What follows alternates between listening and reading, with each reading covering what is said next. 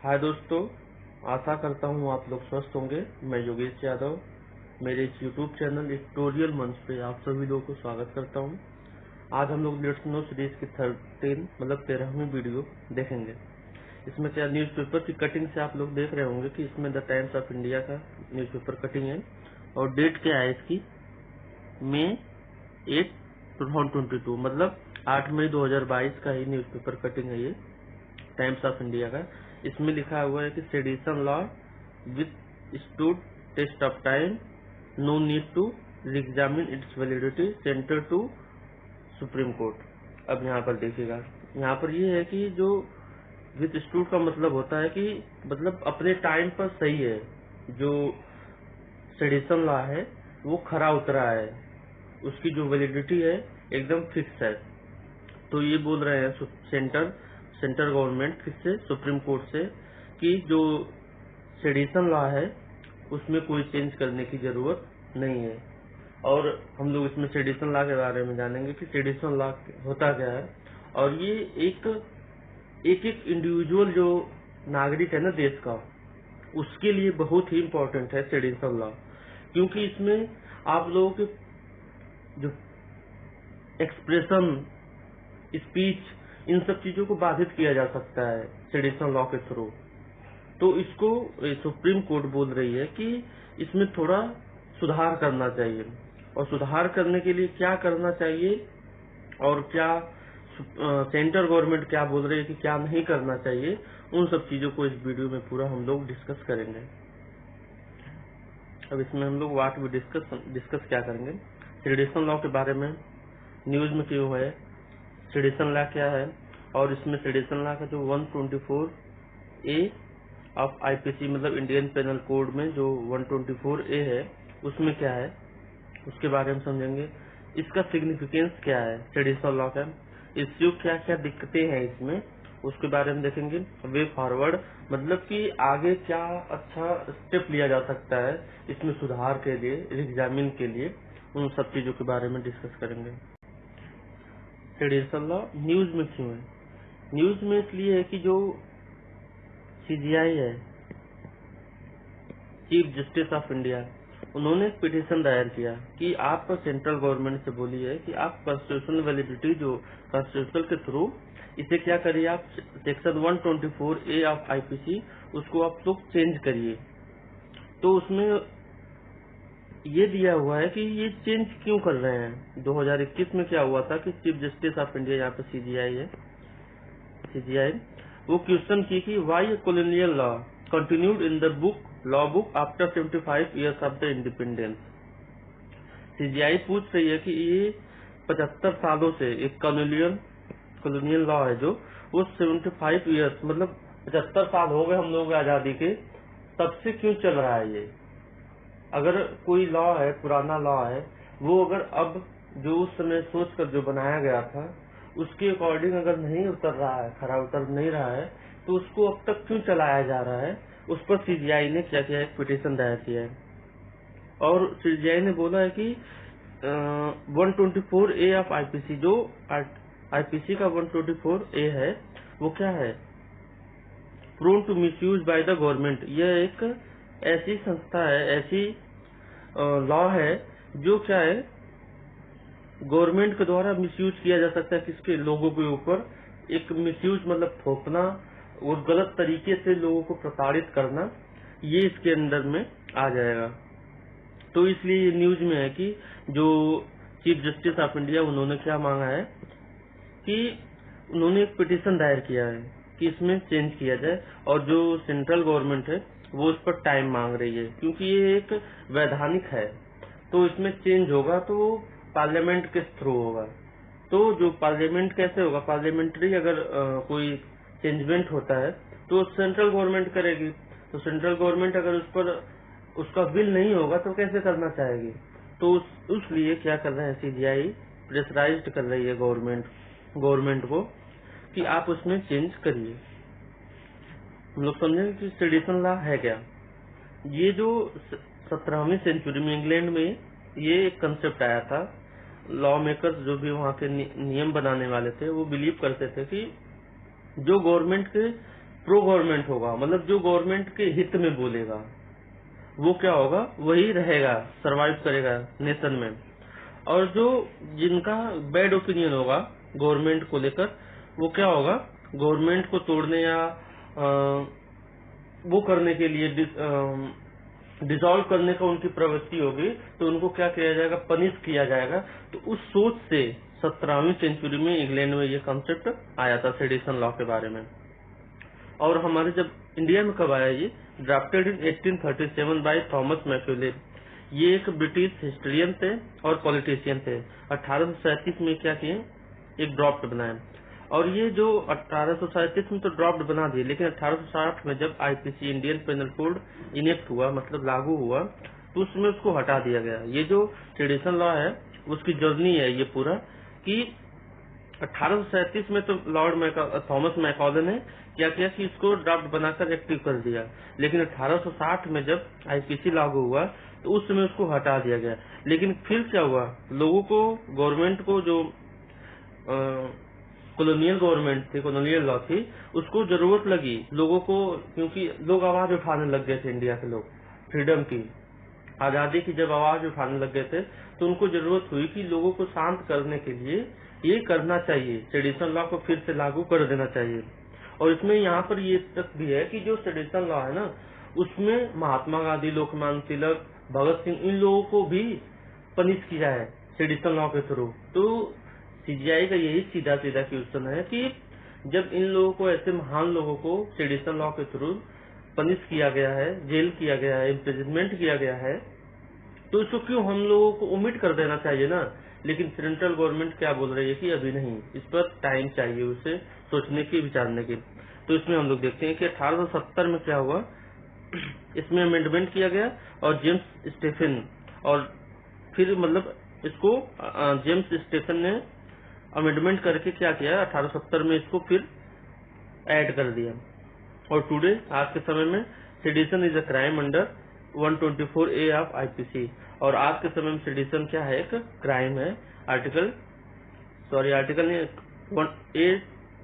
124A of IPC, मतलब Indian penal code के 124 section 124A में इसको एक क्राइम के रूप में माना जाता है। अब हम लोग सेक्शन 124A आईपीसी की जो 124 सेक्शन ए है उसको हम लोग डिस्कस करेंगे।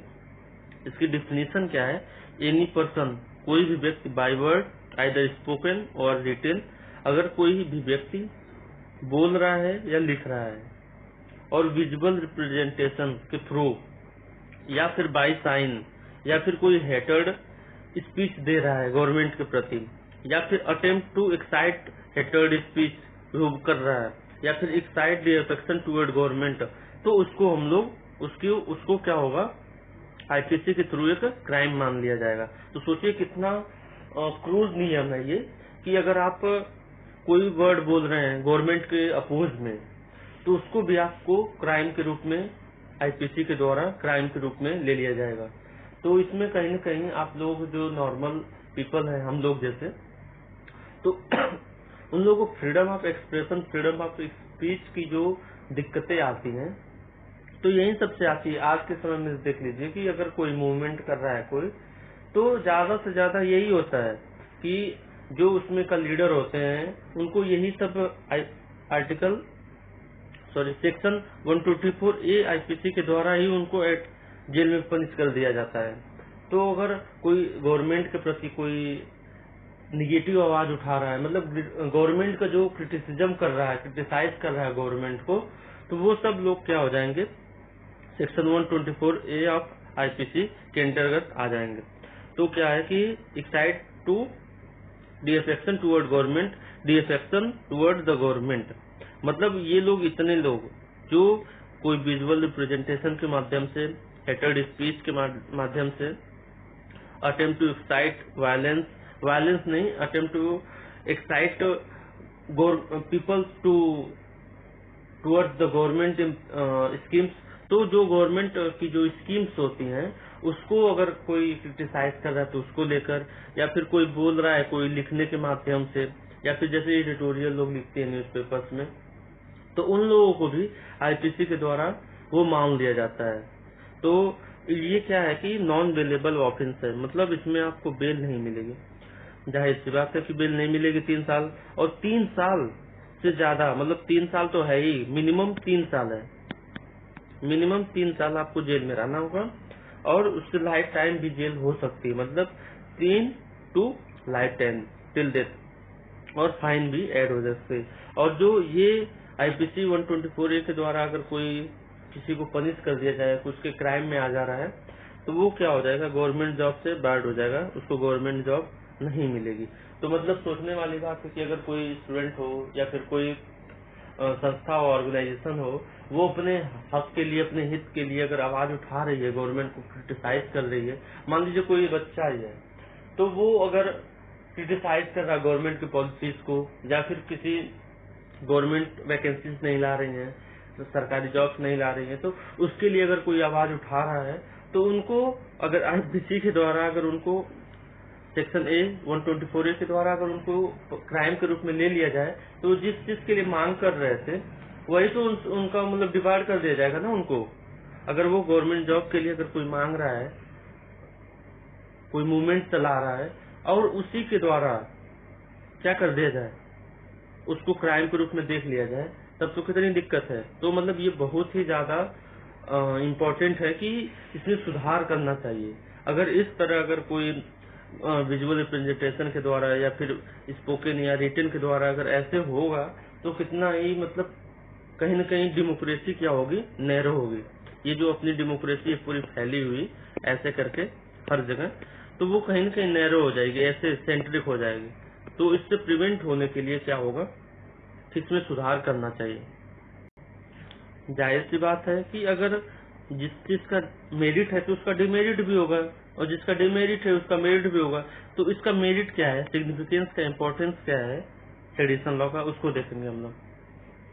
पर्सनेबल रिस्ट्रिक्शंस, अगर पर्सनेबल रिस्ट्रिक्शन का मतलब हो जाएगा कि किसी के स्पीच और एक्सप्रेशन को क्या कर दिया जाए, स्टॉप कर दिया जाए, मतलब बार्ड कर दिया जाए उसको। जैसे कि अगर कोई गवर्नमेंट के प्रति, गवर्नमेंट को बहुत ही ज्यादा क्रिटिसाइज कर रहा है छोटे छोटे इश्यूज पे, तो उन सब लोगों को क्या कर दिया जाएगा, इसके अंदर पर्सनेबल रिस्ट्रिक्शन लगा दिया जाएगा। और जैसे मेंटेनिंग यूनिटी एंड इंटीग्रिटी, अगर देश में एकता और इंटीग्रिटी अगर मेंटेन करनी हो, तो वो क्या हो जाएगा, जैसे एंटी नेशनल एलिमेंट जैसे होते हैं वो हो जाएंगे, टेररिस्ट एलिमेंट हो जाएंगे, सेपरिस्ट। ये क्या करते हैं, ये लोग देश को बांटने वाले जो हैं, उनको क्राइम के रूप में देखने के लिए, उनको क्या करने के लिए, रोकने के लिए, प्रोहिबिट करने के लिए ये ट्रेडिशनल लॉ बहुत ही ज्यादा इम्पोर्टेंट है। जाहिर सी बात है कि अगर कोई देश को बांटने का काम कर रहा है देश में रहकर, या फिर देश से बाहर ही कोई अगर बांट रहा है, तो उन लोगों को क्या करना चाहिए, ट्रेडिशनल लॉ के अंदर लाना चाहिए। तो ऐसे ही maintaining stability of the state, मतलब गवर्नमेंट, जो स्टेट गवर्नमेंट हो चाहे कोई भी गवर्नमेंट हो, स्टेट यहाँ पर राज्य नहीं है, जो जो स्टेट मतलब राज्य नहीं है, ये स्टेट मतलब कंट्री है यहाँ पर। तो इसमें क्या है कि protecting the elected government from attempt to overthrow the government with legal violence and illegal means. इसमें के क्या है कि जो गवर्नमेंट इलेक्ट होकर आई है, चुन कर आई है लोगों के द्वारा, उसको भड़काकर, लोगों के द्वारा भड़काकर वायलेंस किया जा रहा है, या इलीगल मीन्स मतलब गलत तरीके से उसको ओवरथ्रो मतलब उसको हटाने की कोशिश जो की जाती है, उन सब चीजों के लिए यहाँ पर बहुत ही ज्यादा इम्पोर्टेंस है उसका ट्रेडिशनल लॉ का। तो जैसे कि अब देखते हैं हम लोग, personable restriction, maintaining unity and integrity and maintaining stability of state, इसको मेंटेन करने के लिए ये बहुत ही ज्यादा इम्पोर्टेंट है इसका। दिक्कतें क्या है इसमें, ट्रेडिशनल लॉ के जो है उसमें उसका होने में दिक्कतें क्या है, उसको हम लोग देखेंगे। Relief of colonial era, stand of constituent assembly, disregarding Supreme Court judgment, और क्या है, रिप्रेसिंग डेमोक्रेटिक वैल्यूज। इसमें हम लोग रिलीफ मतलब जो अवशेष बचा है ना कॉलोनियल एरा का, उसमें क्या है कि जैसे महात्मा गांधी, भगत सिंह और जवाहरलाल नेहरू और लोकमान्य तिलक, इन लोगों को क्या हुआ, ट्रेडिशनल लॉ के द्वारा ही क्या किया जाएगा, क्राइम के रूप में उन लोगों को पनिश किया गया था। तो वो जो सेडिशन लॉ जो हमारे फ्रीडम फाइटर थे वो अगर सेडिशन लॉ के द्वारा ही जेल में गए थे तो सोचने वाली बात है कि अगर वो लोग सेडिशन लॉ के द्वारा जेल में गए हो और वही लॉ अब तक मतलब फ्रीडम जो इंडिपेंडेंस से पहले ये लोग सेडिशन लॉ था उस समय ये लोग इंडिपेंडेंस के लिए आवाज उठा रहे थे, मांग कर रहे थे, तो उस समय उन लोगों को क्या कर दिया गया था, सेडिशन लॉ के द्वारा ही उनको जेल में कर दिया गया था। तो इसलिए सीजीआई क्या बोल रही है कि इसमें क्या करना चाहिए, चेंज करना चाहिए। जो स्टैंड ऑफ कॉन्स्टिट्यूंट असेंबली मतलब जो कॉन्स्टिट्यूंट असेंबली जो संविधान को जो जिन लोगों ने बनाया उन लोगों का भी क्या था, विचार था कि इसको हटा दिया जाए। डिडंट एग्री, वो लोग भी इस पर एग्री नहीं थे। Curtail of freedom speech and expression, इन लोगों का मानना था कि वो क्या है, कर्टेल मतलब freedom of speech and expression, लोगों का जो सिटीजन्स का उन लोगों को फ्रीडम एक्सप्रेशन और स्पीच को क्या करती है, कम करती है। और वायलेशन ऑफ आर्टिकल 19(1)(a और फ्रीडम जो कॉन्स्टिट्यूशन का जो आर्टिकल 19(1)(a है उसका क्या है, उल्लंघन करती है। और डिसरिगार्डिंग सुप्रीम कोर्ट जजमेंट, अब इसमें क्या है, Kedarnath versus state of Bihar 1962 ये एक केस हुआ था। इसमें क्या हुआ था कि सेंट्रल गवर्नमेंट बोली कि जो सेडिशन लॉ है उसको थोड़ा नैरो कर दिया जाए। नैरो करने का सेंस कि जो उसमें रिस्ट्रिक्शंस इतना ज्यादा है कि आप गवर्नमेंट को क्रिटिसाइज कर रहे हैं या फिर कुछ गवर्नमेंट की पॉलिसीज को क्रिटिसाइज कर रहे हैं या फिर उस गवर्नमेंट से क्वेश्चंस कर रहे हैं तो आप सेडिशन लॉ के अंदर में आ जाएंगे।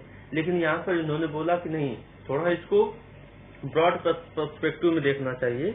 उसमें ये बोला गया कि डिसऑर्डर अगर कोई क्रिएट कर रहा है या डिस्टरबेंस कर रहा है लॉ एंड ऑर्डर को मेंटेन करने के लिए, जो मेंटेन मतलब जो लॉ एंड ऑर्डर है उसको डिस्टरबेंस फैला रहा है उसमें और उसमें उसको डिसऑर्डर कर रहा है और वो क्या कर रहा है कि वायलेंस को बढ़ा रहा है, तो उनको क्या करना चाहिए, सेडिशन लॉ के अंदर में लाना चाहिए। और इसमें ये भी है कि जो सेडिशन लॉ में चाहे कोई गवर्नमेंट एजेंसी हो या फिर कोई स्टूडेंट का एसोसिएशन हो या फिर लॉयर हो, इन लोगों को भी या फिर कोई प्रेस मीडिया वाले हो, इन लोगों को भी सेडिशन लॉ के अंदर में आ जाते हैं। ये लोग अगर ये लोग भी अगर कोई गवर्नमेंट को क्रिटिसाइज कर रहे हैं या फिर ये कोई पॉलिसीज को क्रिटिसाइज कर रहे हैं, ये लोग भी सेडिशन लॉ के अंदर में आ जाते हैं। लेकिन यहाँ पर जो सुप्रीम कोर्ट ने बोला कि इन लोगों को छोड़ देना चाहिए, मतलब इन लोगों को हटाना चाहिए। तो यहाँ पर ये है कि जो सुप्रीम कोर्ट का जो जजमेंट था 1962 में, Kedarnath Singh versus state of Bihar 1962 में, तो उसको जो उसमें ये था कि गवर्नमेंट, सेंट्रल गवर्नमेंट इन लोगों को जो कोई पब्लिक इंस्टीट्यूशन हो या फिर कोई स्टूडेंट इंस्टीट्यूशन हो, इन लोगों को लॉयर हो या और भी जो लोग संस्थाएं एनजीओज होती हैं, उन लोगों को भी क्या होता है, सेडिशन लॉ के अंदर में आ जाती है। लेकिन उसमें बोली सुप्रीम कोर्ट उसमें बोली कि नहीं, इन लोगों को हटाना चाहिए इसमें से। तो यहाँ पर ये है कि जो सुप्रीम कोर्ट का जो ऑर्डर 1962 में था उसको भी क्या कर रही है, उसको अवहेलना कर रही है। और यहाँ पर है रिप्रेजेंट डेमोक्रेटिक वैल्यूज, और ये है कि जो डेमोक्रेटिक मतलब लोकतंत्र का जो सिद्धांत होता है, जो मूल्य होता है ना, उसको क्या कर रही है, कम कर रही है। जैसे कि protecting the elected government from attempt to overthrow the government with violence and illegal means, ये क्या है कि जो इलीगल अटेम्प्ट या फिर वायलेंस के थ्रू गवर्नमेंट को ओवरथ्रो कर दिया जाता है, जैसे कि पाकिस्तान में हुआ, इलीगल अटेम्प्ट के द्वारा ही पाकिस्तान के इमरान खान को हटा दिया गया। तो ऐसे इन सब चीजों को हटाने के लिए, उन सब चीजों को प्रिवेंट करने के लिए ये होता है। और इसमें आ जाएगा जो ऑटोक्रेसी है ना, उसको बढ़ावा देती है। जैसे कि एक लोगों जैसे ऑटोक्रेसी मतलब बोलते हैं कि एक लोग ही जो पूरा सब कुछ चलाएगा देश को, तो उसको बढ़ावा देती है ऑटोक्रेसी को, ऑटोक्रेसी को बढ़ावा देती है। अगर ये सेडिशन लॉ होगा तो क्या होगा, ऑटोक्रेसी को बढ़ावा होगा और डेमोक्रेसी को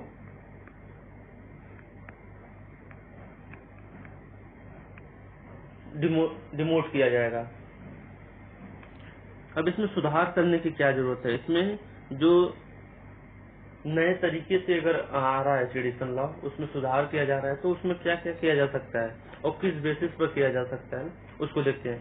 क्रिटिसिज्म इज डेमोक्रेसी, मतलब और नॉट सेडिशन। अगर क्रिटिसिज्म गवर्नमेंट को क्रिटिसाइज कर रहे हैं तो लोकतंत्र में, लोकतंत्र का सबसे, अगर लोकतंत्र है तो वहां पर क्रिटिसिज्म होगा, मतलब दोनों साथ में चलेंगे, criticism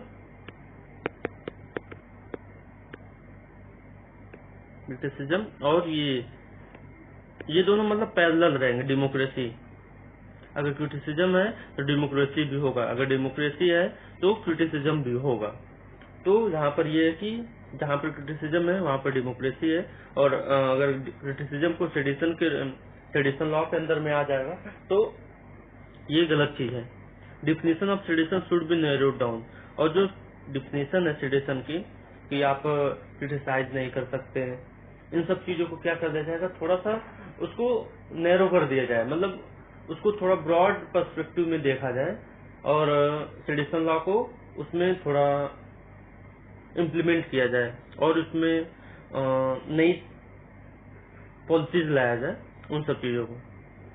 civic society must take the lead to raise awareness about arbitrary use of sedition law. Civic societies मतलब जो एनजीओ होते हैं, प्राइवेट इंस्टीट्यूशंस होते हैं, उन सब चीजों को उन लोगों को क्या करना चाहिए, अवेयरनेस फैलाना चाहिए इसके बारे में कि जो मनमाने तरीके से सेडिशन लॉ का मिसयूज होता है, उस पर लोगों को अवेयरनेस फैलानी चाहिए, लोगों तक पहुंचनी चाहिए अवेयरनेस, ताकि वो लोग समझे कि हाँ सेडिशन लॉ क्या है और उसके अंदर हमें क्या दिक्कतें आती हैं। Highest judiciary should use it's supervisory power, और इसे जो हाईएस्ट जुडिशरी को क्या करना चाहिए, उसको अपना पूरा पावर लगाना चाहिए। वो सब कुछ, जैसे कि अगर कोई क्रिटिसाइज कर रहा है उसको पुलिस क्या करेगी, लाकर जेल में रख देगी, तो उन सब चीजों को क्या करना चाहिए, हाईएस्ट जुडिशरी को उस पर ज्यादा ध्यान देना चाहिए कि उसको नहीं रखना चाहिए, उनको जेल में नहीं करना चाहिए। सो ये वीडियो काफी इम्पोर्टेंट है, और लोगों के हित के लिए है, मतलब लोगों को खाना मिल जाएगा, पानी मिल जाएगा, ठीक है, कुछ हद तक ठीक है, लेकिन अगर freedom of expression, freedom of speech नहीं होगा ना, तो आदमी घुट कर मरने लगेगा, खाना पीना होने के बावजूद भी मरने लगेगा। तो उन सब चीजों को बढ़ावा देने के लिए, फ्रीडम ऑफ स्पीच एक्सप्रेशन को बढ़ावा देने के लिए सेडिशन लॉ को उसमें नैरो डाउन, उसकी जो परिभाषा है, उसकी जो डिफिनेशन है, उसमें थोड़ा सुधार करने की जरूरत है। Thank you for today.